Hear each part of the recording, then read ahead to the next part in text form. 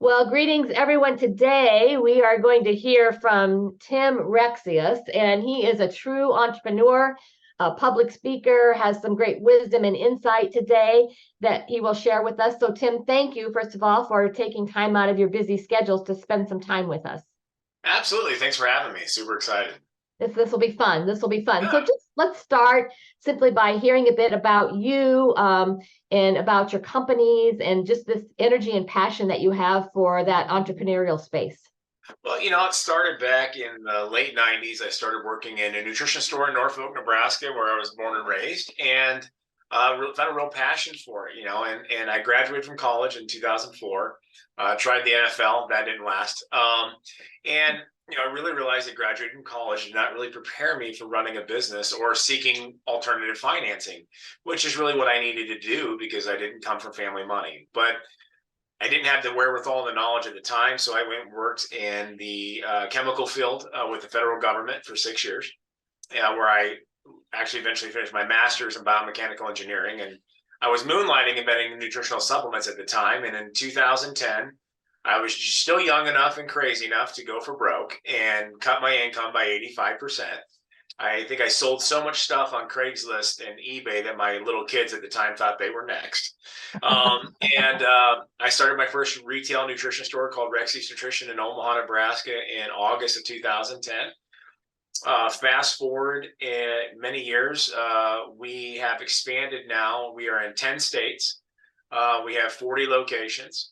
In the last 3 years, we made a big move. I actually sold all my corporate stores except for the original one to my staff to make them all franchises. And we have 4 more stores opening in the next 90 days in 4 states. So it's grown exponentially. People love the model, and we're a customer service driven business for sure. That's our main model. And I've actually never spent a dime marketing franchising. It's not my main purpose.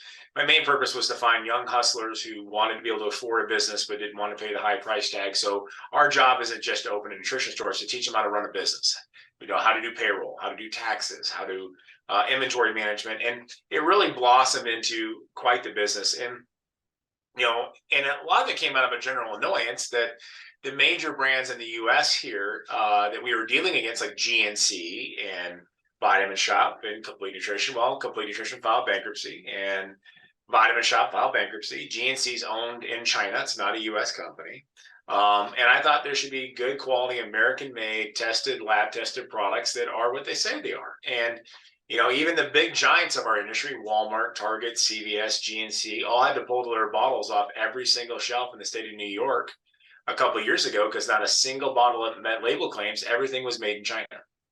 And so ours were giving to athletes, people were consuming them. I wanted made in the U.S., FDA registered, GMP certified facilities. And when you get quality, you get results. You get so many results, you get loyalty, you build a business. And since I came from a shoestring budget, no family money, I have a knack for learning how to do this. And so I teach it a lot. And so right around 2017, I decided to do a bodybuilding show when I was 37 years old. And why not? Be good for the business. And 2 weeks before the show, the big, we'll call them Globo Gym, I won't say their name, they kicked me out. And because they were trying to sell supplements in the gym, and they thought I was, an hindrance to that, which obviously I was. And I got back from the bodybuilding show. I had seen a gym in Los Angeles I thought looked cool. My wife and then now business partner, who was an employee at the time, we decided to start a new gym called Iron Heaven Gyms, little concept gym. Fast forward 6 years later, we have tripled the size of the original gym from 4,000 square feet to 13. And now we're tripling again from 13,000 to 33,000. I have built 2 other facilities due to demand. We are up 700% in 18 months. I cannot build them fast enough. And it's been exciting and challenging. And why not go completely insane, since I'm the definition of a serial entrepreneur and everybody likes my name? I invented VHI, which is Vital Health International Nutraceuticals, because people around the globe and around the country want my formulas because I've been inventing them for decades.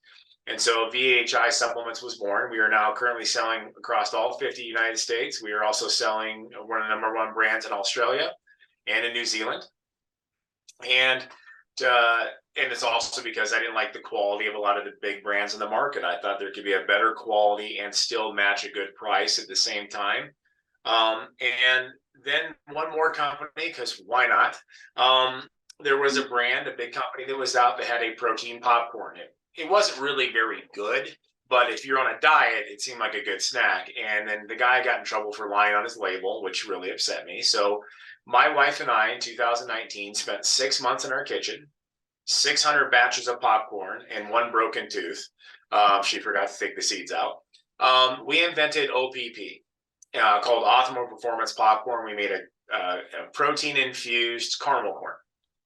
And I tested it out on all my brothers who are doctors, and none of them knew it was healthy.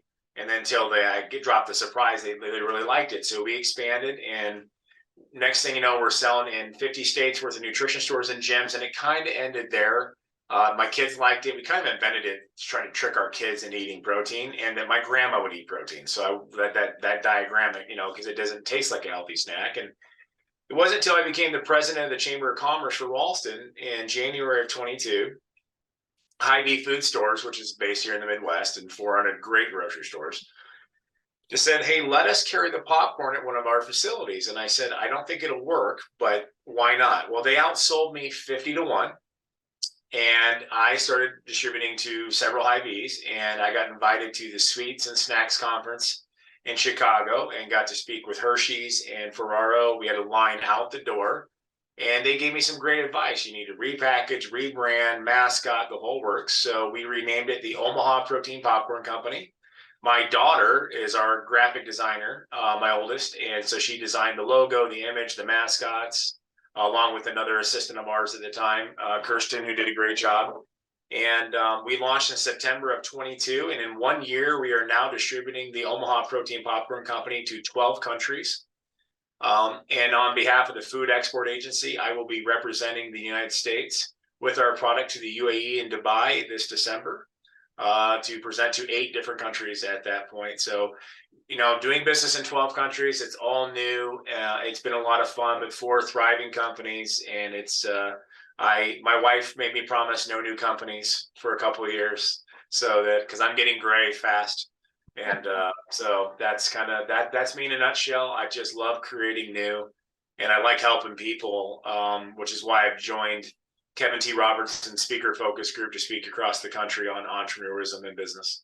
Love it. Love it. Well, I can feel the energy. I can feel the excitement. I can hear, find a need, fill a need. That's really what sparks your creativity, it sounds like. And you surrounding yourself with some good people. And, that's part of it, right? My wife is she always says this, she's the brains, I'm the mouth. I talk a lot, and she's accounting background. And during COVID, her job had closed, and I'm like, what a great time to come in full time. She was already doing all the work in the background anyways.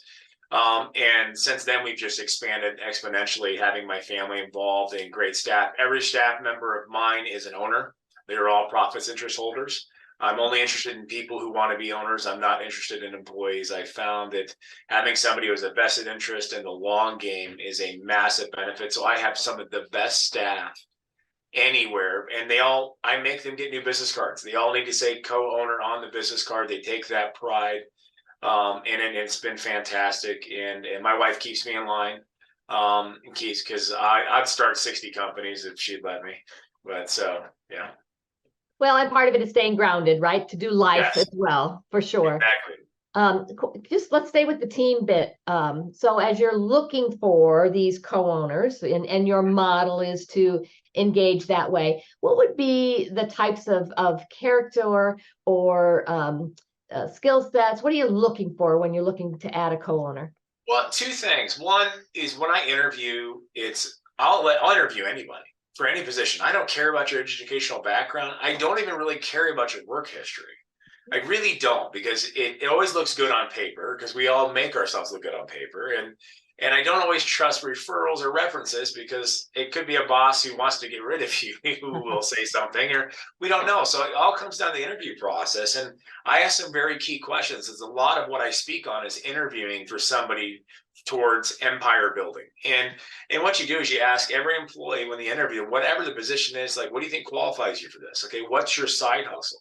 What's your multiple revenue streams? I start asking them questions that would make them a multimillionaire, because if they're not in that kind of mindset, then they're not going to be in my culture and they can't be there. So if an employee says, a potential employee says, I don't have a high side hustle, I kind of like clock in, clock out, do my thing, I'll work hard. I'm like, okay, you're out the door. Because you're not, and the thing is, I found this it was actually from a friend of mine who was a pastor. And when you start and you plant a new church, you don't have any money.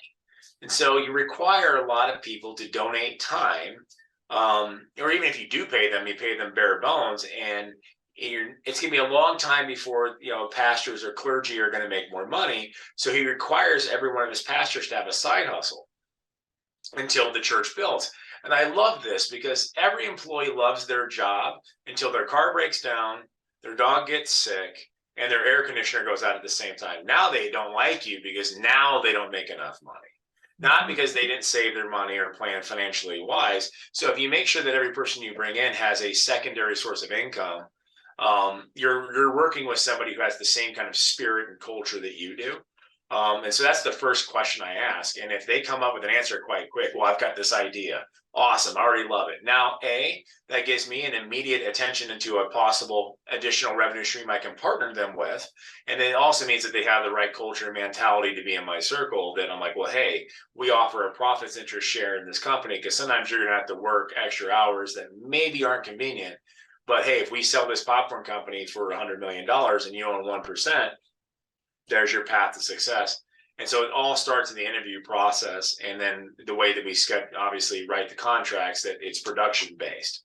Like, you have to produce. And we're very transparent about it. So I think a lot of it starts just right down from the first interview. In fact, my general manager of our gyms and shareholder of the popcorn company is actually my kid's former chemistry teacher from the high school. Love it.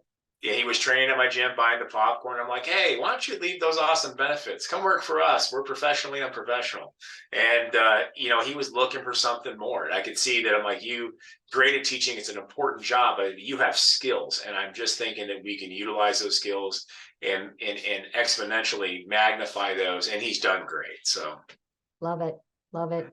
I'm curious about what might be some surprises in running a business that you discovered, or maybe some misconceptions that you had to reframe with either yourself or some of your co-owners.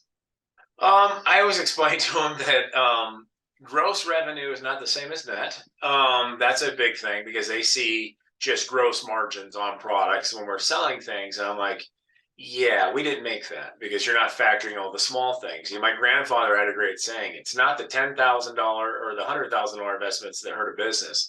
It's the $10 and $25 ones that you don't account for, that add up to $10,000 that are the surprise. And I always knew that statement, but you don't really realize when you're running this many facilities and this many companies that, little thing like, contract with water coolers, or plumbing, or the HVAC maintenance on buildings you're leasing, all those little things that you don't really think about that add up to $100,000 in a year. And I guess even though I knew it, I didn't really know it until it was out of my bank account. And now trying to teach that to staff, because they just see me take care of things. They don't understand the numbers. And so I try to make it a point to really teach everyone, even from the 19 or 20-year-old, a little bit of profit and loss statement experience, because it's something that a lot of business owners don't teach, but I want to cultivate their entire skill set. And doing that, they need to see every cost that goes in, because the bigger picture that they get to see, the better are they. If that toilet's running in the back of the store, they're going to tell me now.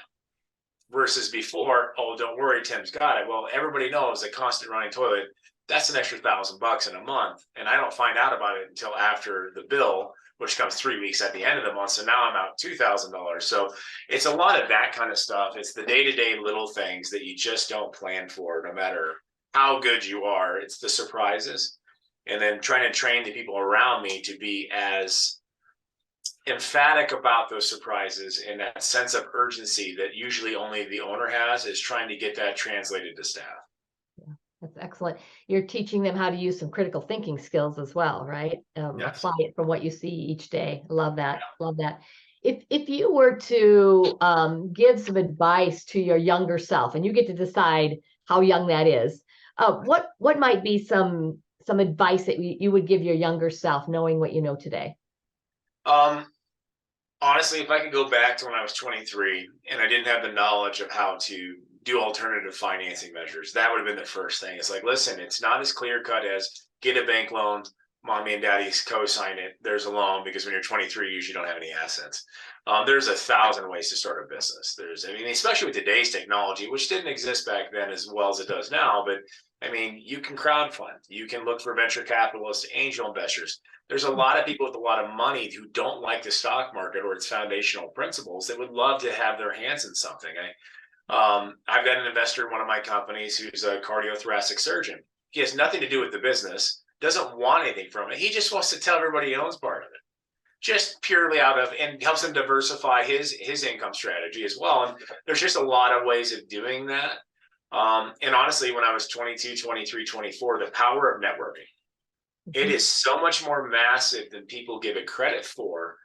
Your ability to cultivate relationships is, and by far, the most important thing you can possibly do, because sometimes things don't make sense on paper, but it's a trust that you can build with somebody, a handshake that can overwrite any normal sense of logic you're going to get with an Excel spreadsheet. So if I could go back to 23, tell them, go out and find people more than banks, because banks are never, I think it was Steve Jobs who said, only the people who are crazy enough to think they can change the world can actually do it.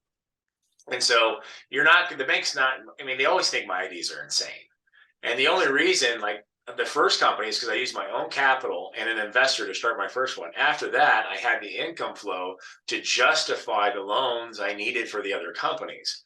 But I never would have gotten a loan on the first business. And I've a lot of great successful CEOs, even the guys who are in the $1 billion club who I know and I've done engagements with, all said the same thing. None of them got the first loan from a bank, not one of them. But you come out of business school, that's what you're taught. It's just basic financing. So if I could go back and tell myself, don't lock yourself into this category. There's a million ways to get your financing. You just got to be diligent. You got to do your due diligence, and then everyone you meet is a customer, no matter who it is you go to school with. And when I speak to high schools, that's the biggest thing I think I teach them is I tell every kid in every classroom, look around. These are not your classmates. These are your future customers. Now, how does that change how you treat everyone you meet?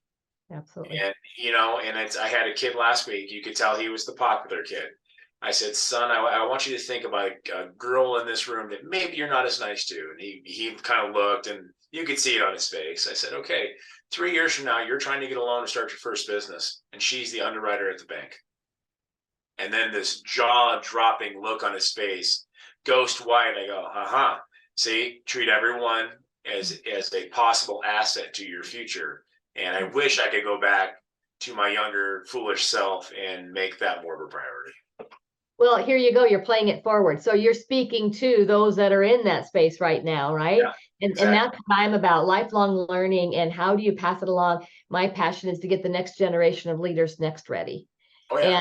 And you're doing that too in your way. I love the way you're talking about the investment in relationships and thinking about the bank analogy, if you will. It's an emotional bank account, right? You're making deposits in that relationship so that when something happens in life and it doesn't go as well as you might want, there's something to withdraw from and not leave you bankrupt or depleted. And you're starting that early on at that peer level of that challenge in that high school. That's brilliant. That's brilliant. Well, it is. And it's funny. The kid that, and this comes full circle, the kid that tortured me when in grade school, we ended up playing sports together in high school, obviously. But, I don't know, maybe getting picked on for the first 10 years of my life was enough. But we kind of came back around and cultivated that relationship and that friendship. So when he got into insurance, and I started my company, and getting new companies, especially in consumable products, is a harder thing. He's actually my insurance agent to this day. Love it. They're 14 years later after starting this company, and now I've my franchisees, and he's built quite the business with the insurance, and it all goes back to us being at 6 years old. And so my videographer who follows me around and does all my videography and does our podcasting and all my public speaking engagements, I've known him since I was 7. And we lost touch for 10 years after high school. He came back and was like, hey, I'm getting into this. And we always got along great. And because I had that relationship and it was copacetic, I was like, you know what, I'll give you a shot. Now he's built this great film company. In fact, I'm probably his smallest client now. And it's awesome being part of that story. And then too, like cultivating those relationships. And for me, it's like, I don't know everybody else, but if I have trust in a guy or a gal at a certain business, I'm 10 times more likely to go do business with them and support them. And I think with our retail businesses, we saw that during COVID, where people had the choice. There was a lot of fear and a lot of things going on, and they could have bought for online. And I usually don't tout this, but that was the most profitable year for every one of our stores that wasn't in a state that shut down in history, was in 2020. But that means we built the relationships correctly. So. You did. People hate to be sold. They love to buy from people they know, like, and trust. And that is so true. It is about relationships. Love that. I've been working on a book for about 3 years. It's called "It's a Handshake Business: How to Not Survive But Thrive in Retail in Today's Digital E-com World." And it all comes down to the store experience, and it comes down to fixing problems. I always say in our retail stores, we're not a retail business. We're a service business who happens to have things you can buy. I'm there to fix your problem. If that's part of the things I sell, great. If not, I'm still going to fix your problem, because if you solve someone's problem, you have loyalty. So. Absolutely. We're like-minded in that spirit. I'm curious, what's the challenge in front of you today? What are you looking to either solve or advance forward? Well, the popcorn company has done very well internationally. Domestically is a little bit more challenging for me. We've done well with Hy-Vee Foods, but I believe you give until you always give until you ever ask. And so on LinkedIn, which I like LinkedIn, I've been just giving to people for years. And I finally put up a post a few weeks ago. I think everybody thinks they see the resume that he's got it all figured out. I don't, not even close. And so I put up a post on LinkedIn like, hey, I have great success internationally, but domestically it's quite a pain. Any advice, suggestions on how to do some of these bigger chains like Publix and Walmart? I had 70 DMs in an hour. Love it. The direct line to Walmart, and just because I've been giving, so that relationship. So my thing is, as an avid nutrition guy and getting back into bodybuilding, my kids are into it, my wife is into it. There's not a single protein snack at a gas station or airport I can eat, period. Most protein snacks are actually the lowest grade quality protein possible. And if you're in really good shape, it will destroy your stomach. And so my mission is to get this protein popcorn into every gas station, every airport, every grocery store across the entire globe. It's quite the lofty goal. And I'm applied on Shark Tank. We're in the last round right now, so hopefully. Awesome. But for me, it's not just so much for the business sides, because I literally want to eat this stuff. And everybody loves it. And that's for me, because it's a healthy mission. And I know if I raise the bar for other snacks will have to come up. And, I've talked to some big guys in the industry. They're like, you should use a lower quality protein, increase your margins. I'm like, no, I use the highest grade quality protein on the planet. It is the highest ever tested, because that's who I am. And I'm not going to forego my morals, my values, and my convictions for profit. And by doing this, and if it takes off, it'll make everyone else raise the bar too. So that's my big mission. And two, I have 6 children. So trying to get them, as they grow, involved in the business. My oldest is involved. My second oldest son works in the gyms. I have 3 high schoolers right now and 2 elementary schoolers. So trying to make sure I can do all this and be a good dad and have them involved in the businesses is a challenge. I always told them, like, you're not going to be given anything, but you are given an opportunity to work. And now I'm kind of hoping that some of them want to be more involved without me pushing it, because, it's the last names on the door. I'm like, come on, guys, I'm fun to work with ish. But and so that for me is like a challenge, as my wife and I are looking into the next stage of our lives, as my public speaking engagements take me, I've been in 23 states this year and 2 other countries, and I have another country to go to yet in December. I can't be in the operation of the day-to-day, And I would prefer my wife to be able to come with me. Two reasons. One, I don't like to fly. And B, I think people love the power couple dynamic, that we're very real and authentic, and it is a family business. But doing that, I need more members of my family as they get older to be involved with the day-to-day operations. And so that's a challenge as we look over the next decade, is how does the succession work? How do we adapt to the new, as technology changes? And so that's kind of where I'm at. We've actually added in an AI software platform into our actual retail stores. Because I looked back and I'm like, okay, well, online purchasing is easy. I have 3 daughters and a wife. The Amazon truck is at the house daily. And I'm like, okay, how do I compete with that? And I realized I don't have to compete with that. I need to beat it. And it all comes down to, how do I change the store experience? How do I provide something that you cannot get on your phone or your laptop or your computer? And so I added an AI 6-foot-tall digital interface mirror that I programmed for 8 months with my knowledge on supplementation and nutrition in my stores. You come in, it's free. You weigh in on the scale machine. It's testing your internal visceral fat, your body temperature, your internal hydration. And it's down to the 10th of a point of every single muscle tissue in your body. It'll tell you exactly what you've gained, what you've lost, and what you need to do to reach whatever goal it is you want. Nice. So now people get my brain in the store, even if I'm not there. And good luck finding that from your favorite influencer on Instagram or on Amazon.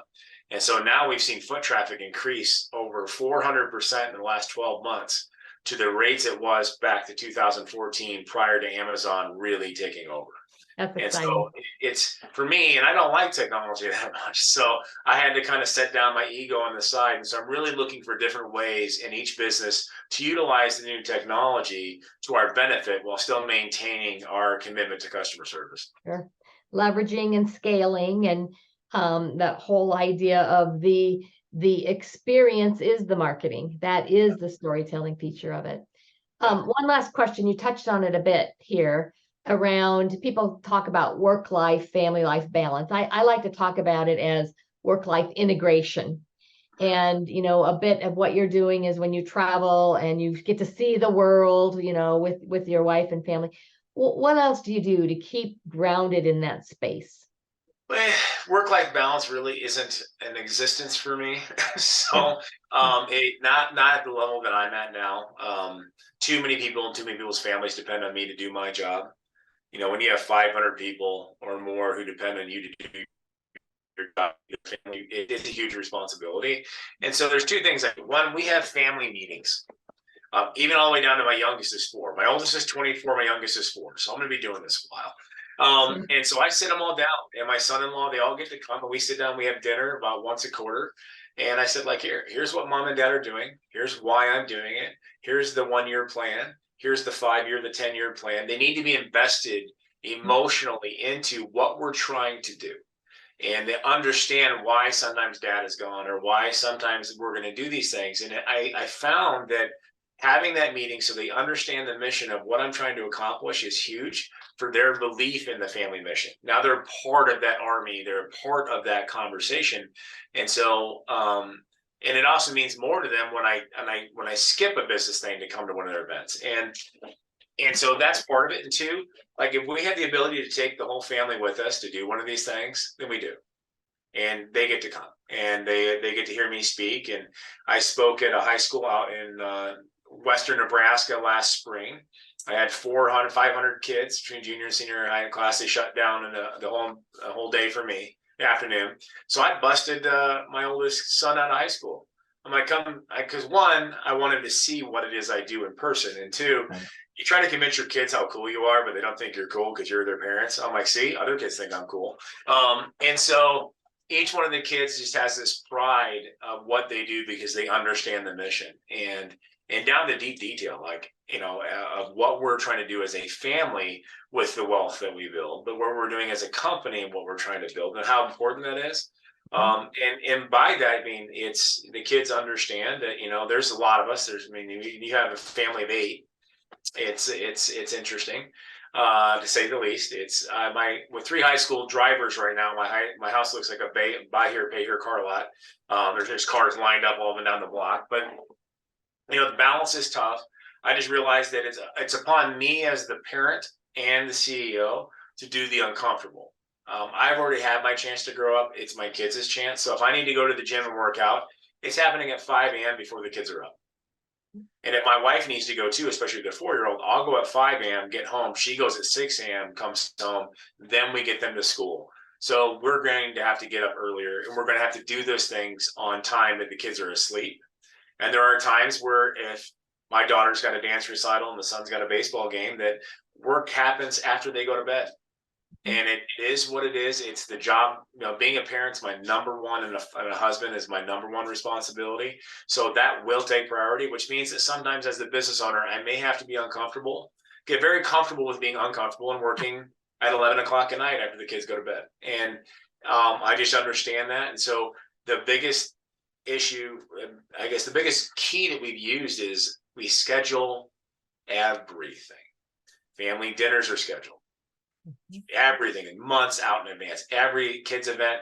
So we use an app on our phone that combines our 9 calendars, yes, 9, into one. Every company, business partners, kids have their own calendar, so they can see everything we have going on, and everyone is on that calendar. So if I put family dinner on Tuesday night for 2 months from now, you can't book it. That's my night, and the kids know that. And if they have something they need me to be at, they can put it in the calendar and tag me, and I will not schedule anything, because that means it's important to them and I will go.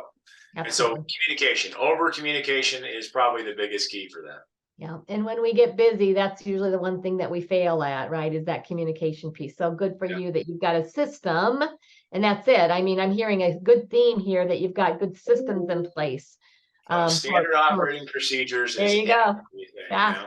Yeah, work-life integration. That's what I call it. Exactly. Beautiful. Well, Tim, you've given us a lot here, and we thank you for that. You're an example of how this does work, and to create commercial profitable enterprise that can work without you, and in investing opportunities and creating jobs and creating business owners is very exciting as we learn more about you. So thank you for sharing some insights with us today. Appreciate it a lot. Absolutely. Thank you so much for having me. I've been honored.